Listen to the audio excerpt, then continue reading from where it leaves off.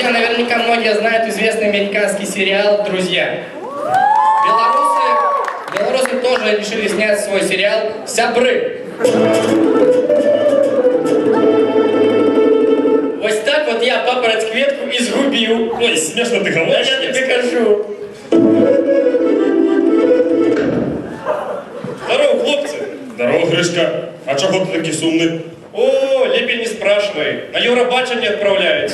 Але у мене пісні нема. О, так без пісні тебе скажуть, ти хто такий, давай до побачення. Ти хто такі, давай до побачення? Ти хто такий, давай до побачення. Ти хто такі, давай до побачення.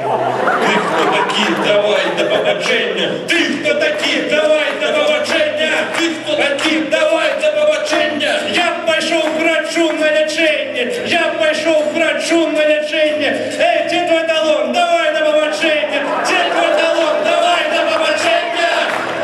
Давай до побачення. Веселі гомі, обізвіду.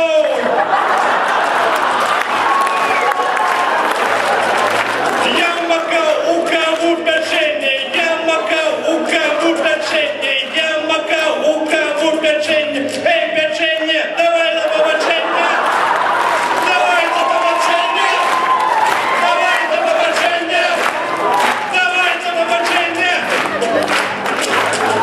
Дівчина забила на обучення, дівчина забила на обучення. Привіт, Хамза, універ на побачення. Привіт, Хамза, універ на побачення.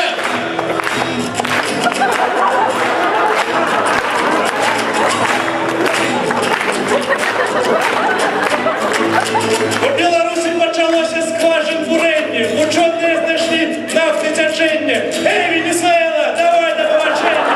Ей, Венесуела, давай до побачення. Давай до побачення. Давай до побачення.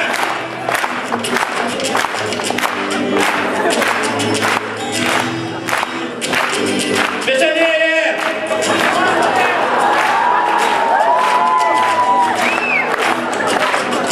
Я хожу у секту на служение, я хожу у секту на служение. Телевизор, винтик, пылесос, насос, мебли, сервис, бабуля на пенсии, квартира, золотые украшения.